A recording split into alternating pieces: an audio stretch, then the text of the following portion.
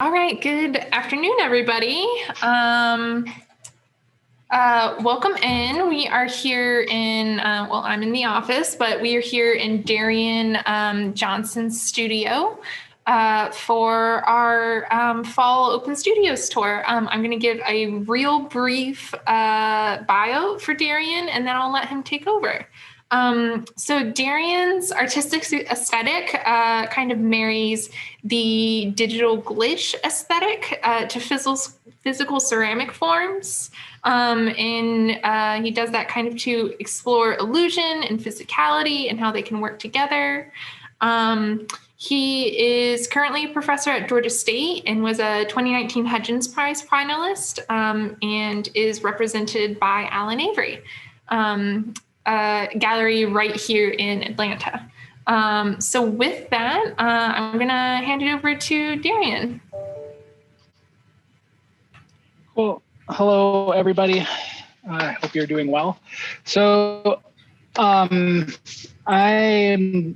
last time I was abroad when we did one of these things, and so I did a sort of video and talked more, and this time we get to be in our studio, or in my studio. And so I'm going to start with just walking you around my studio, and this is kind of not much different than you'd find it any given day, depending on what I'm working on. So I'm going to go ahead and this is authentic my studio camera switch, even down to like the mess on my desk. Non-cleaned, etc. So this is my studio entryway. This is my kiln. It's currently firing because I'm getting some tiles calibrated for our new decal printer at school. This is just a tool area, which is also a big mess. And I've got a piece up there that's getting a little cold work done on it, some grinding and stuff that needs to be finished up. Sometimes this will get cleaned up for a real open studio, but I've got some tiles and they need it at home, so that's where they're sitting now. So some old works on paper that have been done. These I made when I first moved to Denmark. So before I lived in Atlanta, I had moved to Denmark to be just a full-time studio artist and be with my wife, who was living in Copenhagen at the time. She's Finnish, though. She'll be the first to tell you that. Anyway, before all my materials got there, I needed something to make. So I was doing some watercolor and gouache on paper. So see, these are some of the porcelain forms that I'm working on. This last time I gave the talk or studio visit, somebody asked me what experimentation looks like in my studio. So I'm going to show you a few things here. Like, I'm not sure if this will ever come to body of work. These are found ceramic pieces that were broken and then sort of encapsulated in this melting. It's almost a clay, it's almost a glaze. It's some sort of place right between those two stages. Eventually, the imagery from the found objects will get repainted over that, maybe, if I decide to keep working on these, but that's the idea. So that's kind of some things that'll happen that are kind of experimental. I've got these pieces that explore more directly identity. So this was the first piece that is the sort of network structure that starts to comprise a head form. And then again, that sort of melting glaze or clay. And I've got two different, since I've made these two, there's been some fine tuning. So I actually just had the big batches made of getting the right surface that I want. And now I need to start working on color because I'm not satisfied with the underlying structure only being white. So I'm going to start adding pigment to some of the melt, leaving some of it white, which then allows me to come back on top and do China painting and decal work on top. So this is what they look like before there's even any single glaze firing. And then as I developed the form, I started to utilize the more of a traditional, what you'd expect from sort of a bust form that, talks about identity and how we depict identity. So this is another piece that, there's a bunch of stuff on it. Like I just set this up to see. So that just got set on there to see what it would look like behind the background, but this just keeps getting worked on, stuff added to it. I don't know that I'll ever finish it, but this is what I'll do for experimentation. Like I'll just have an idea, I'll start to pursue it. If it leads to something, it leads to something. If it doesn't, it doesn't. Sometimes they're a little bigger like this, more involved. Sometimes they're kind of quick studies, but this one is just a big question mark for me. These are pieces that are finished, resolved, have shown, might go to other shows. But this is where that sort of network structure started. Just wanted some way to hold the primary ceramic component that wasn't just the pedestal, but sort of articulated the form in space with the viewer that related to the idea of neurologic structure and networked, how ideas come through networks, how consciousness is formed through them as they fire, etc. So I used to have these big modular wall pieces. So these things, that's what used to exist on these walls, like so. And now they exist in this form here. So there was a moment where I did something, some breaking. So there's 2 modular pieces left, soon to be 1. So this is the other one. These all went up in order and sort of, they used to be on this board. Existed there kind of as a assemblage of form, but I'm more interested in less interest pieces,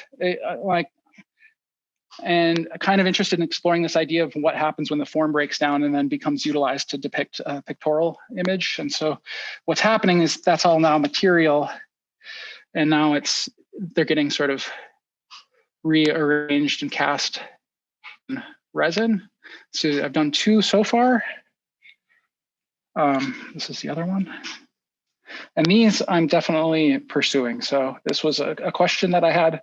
I've worked it out. I need to use the quality of resin that I'm using without defect. So I've cleaned it up, and I don't mind these you can see these little micro bubbles in it.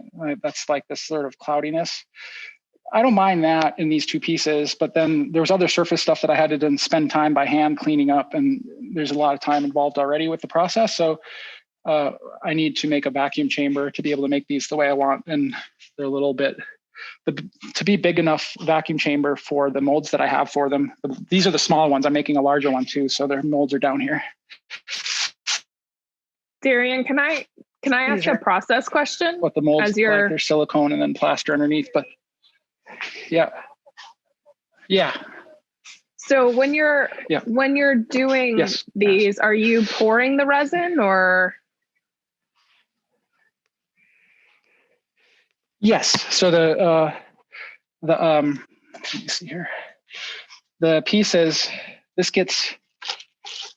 is a process. So this has some feet on the mold, and then it just gets set up and leveled. I have to use some shims because it's not 100% level. It's a little bit tricky to get like that. So that gets set up, and shards get sort of placed inside here as such, where I build up the shard pile, and some of it's sort of random, some of it there's still decision making. I don't just chuck them in. And then once they're all sort of situated, I'm pouring in the resin into this mold and then letting it cure. It's a 24-hour cure process for the resin. Thank you. And then it peels. Then the silicone just peels away. Actually, here's a little residue of resin. Just peels off. Yeah, no problem.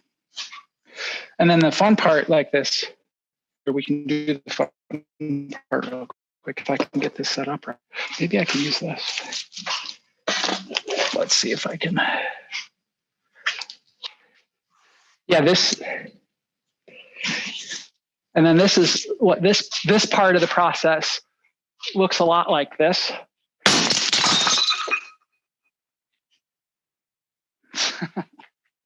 That was awesome.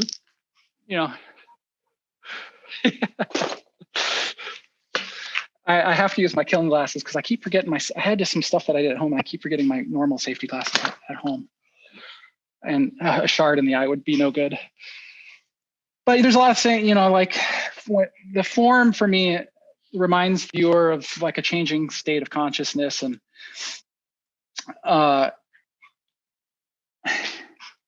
then obviously like that conversation of how easy it is to break something, and then once something is broken, how is it?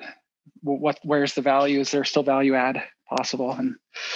And then it's interesting to me that when something that had more physicality, when that's removed and utilized, that can be pictorially and be part of that conversation, is kind of like how it works, like our physicality in a context then is translated into a memory, which is more of a sort of pictorial experience, kind of someplace in between those spaces.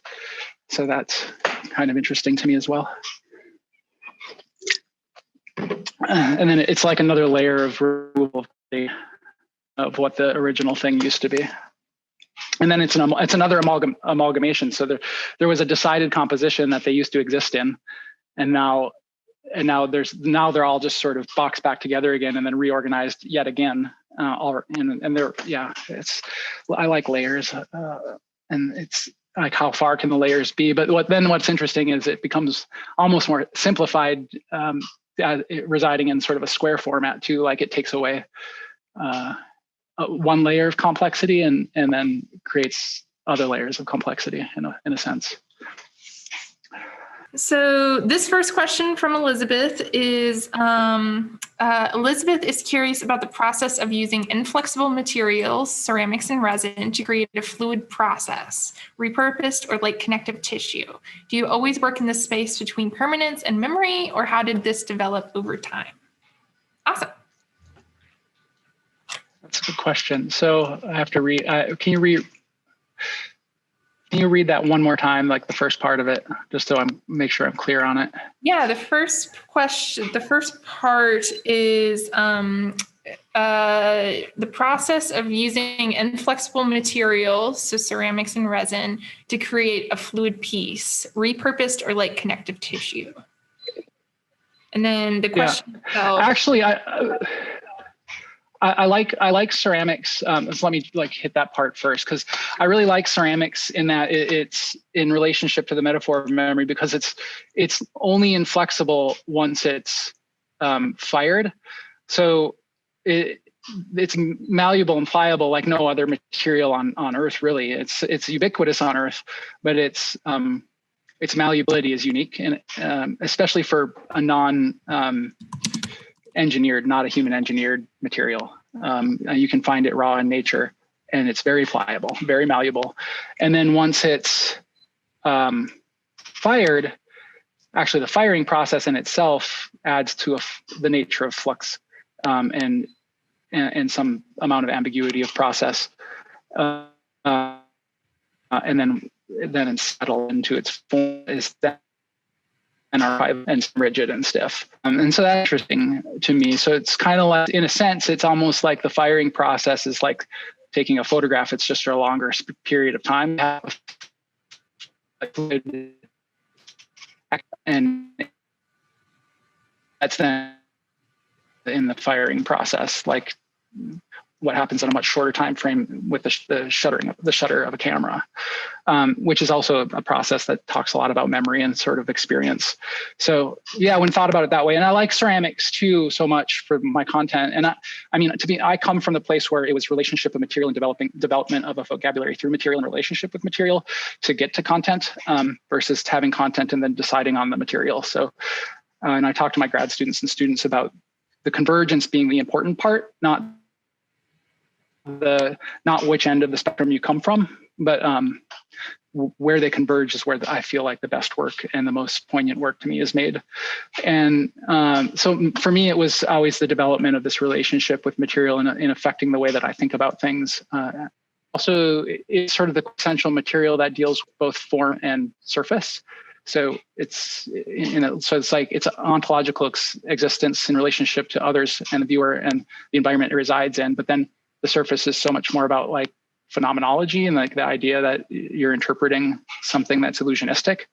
And it's bound. So it's not just like it's not even like just a painting where it's material on a substrate, but it's the firing process binds quite literally the image onto the surface permanently. You'd have to sit and sand it or grind it off to get it back off again. And I like that undertone for the material as well. And then it's just developed because of that, my relationship. So it's a long time developing this work.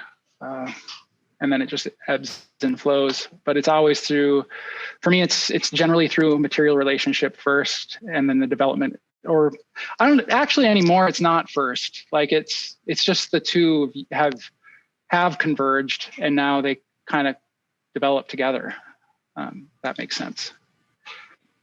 Darien, I have another question as we wait for more questions to come in.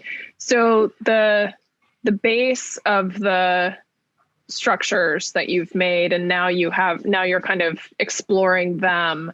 They have a very different tactility and surface than the other pieces. And I'm just wondering, like, how you're departing from, or is it a departure from what you were making? And like, is that an exciting new direction that you're moving in, or what? So let me make sure I understand what you're talking about. So you mean the bases like these sort of long right. networked bases? Yes. Yeah, I mean, those were a component, like a sort of more of a replacement for pedestal, but that still became part of the articulated sculpture. Like it integrated with the piece more.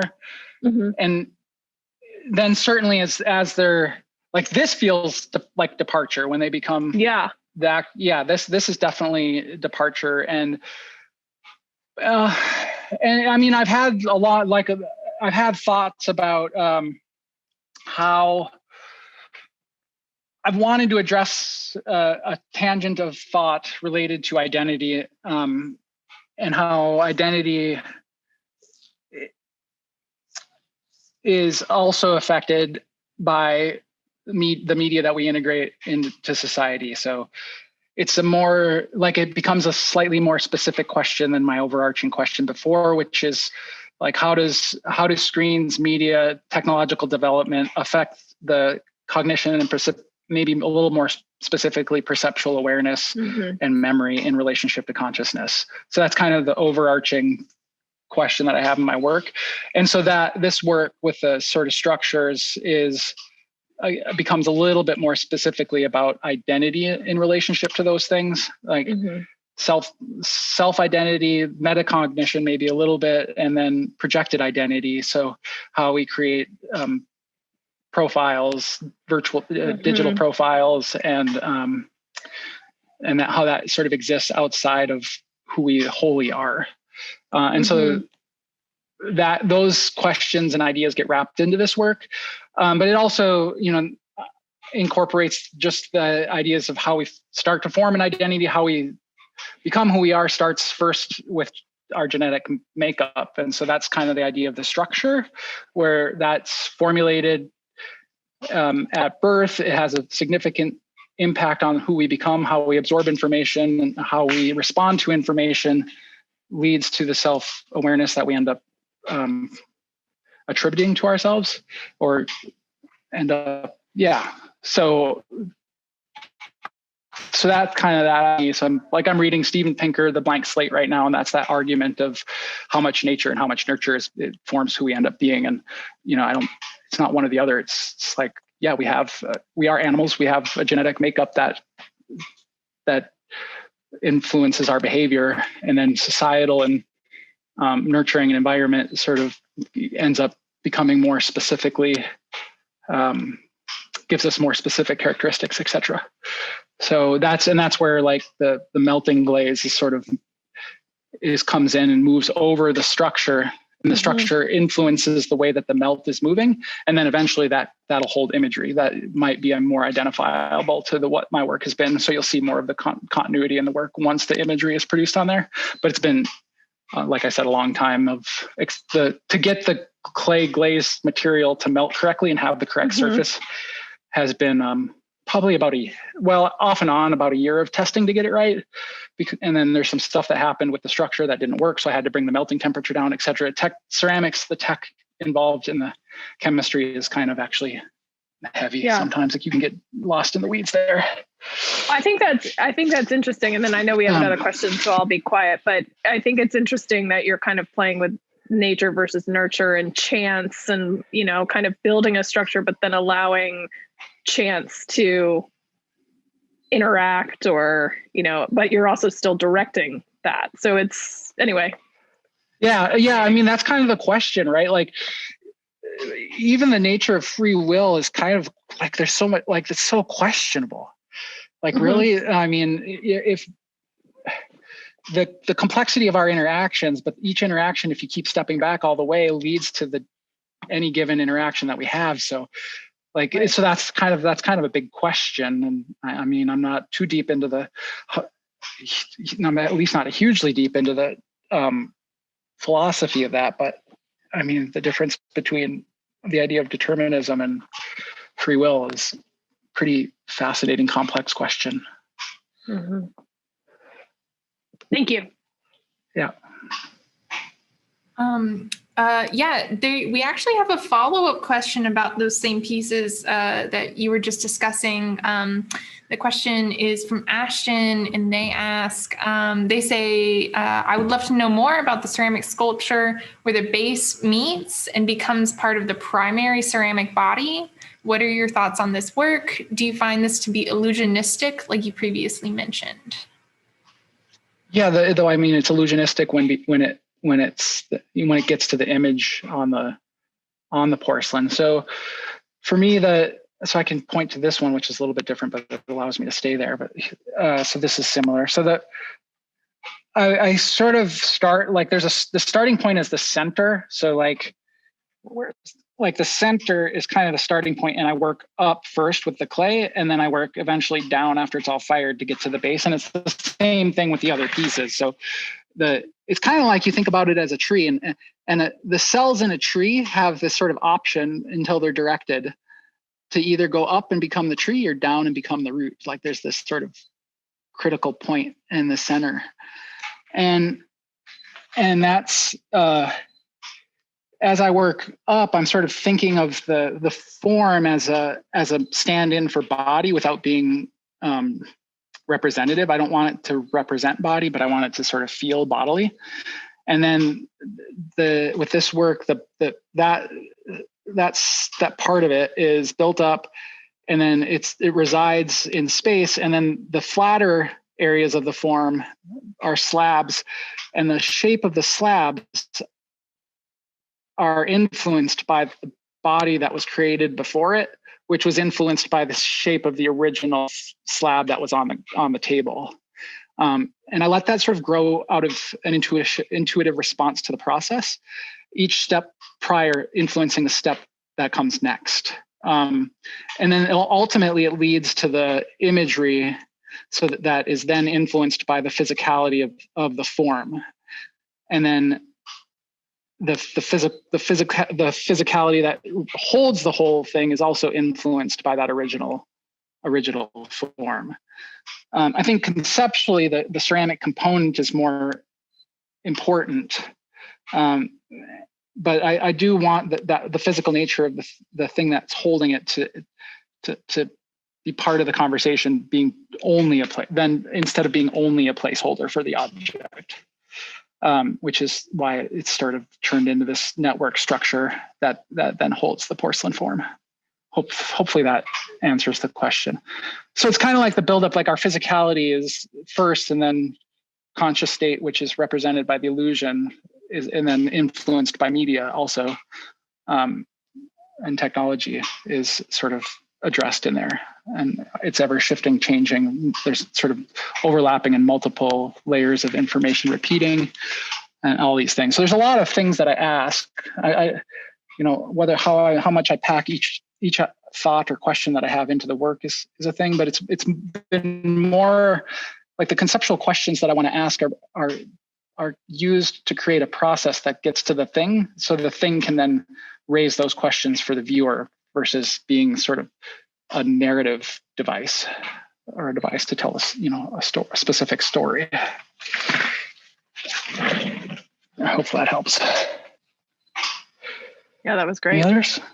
I do have a question myself. I was curious, you mentioned the changing state of consciousness, kind of in reference both to how it sounds like you're thinking about that in terms of when you first build a piece, and then again, you're taking these other pieces and changing the forms by breaking them. I'm curious how the changing state of consciousness is being applied to either making a thing first versus like recycling an idea into something new, if that makes sense. So you're referring most to the new like broken pieces? Yeah, that was the one that was most obvious to me. But also I can see how some of your other works are taking an idea and, using it in a new way. Sure. Yeah. I like I think the original question to me about how do we have a changing state of perceptual awareness and perceptual consciousness is a lot about how we continually filter our experience through screen, and that goes on both ends. So how we take a phone, stop experience, and then use the phone to capture experience, and we're mitigating experience through a screen there. But then and that often is looked at as a negative, like you instead of like holistically experiencing something, we're fragmenting it and filtering it even though we're there in real time. But then there's positives too. So, we can't experience the whole planet, some people try, but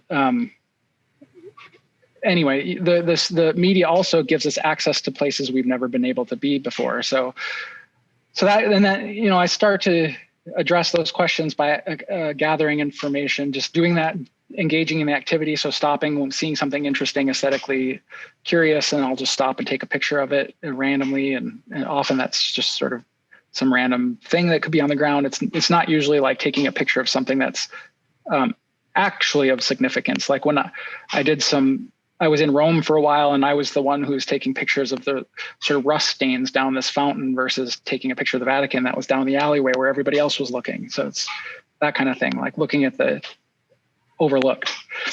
And then I've also accumulated imagery before going to a place. So like did the mining of visuals from Google Earth of places that people would upload their photographs, and then I would use those to then create material by watercoloring those, using those as source, repainting them myself, which is then kind of like painting these sources. So either the photographs that I take or the photographs that I've mined online, to me sort of creates the most, sort of turns them in a way to more intimate memories for myself. Like I can't think of a better way to become more intimate with an observation than to render it as to the best of your ability.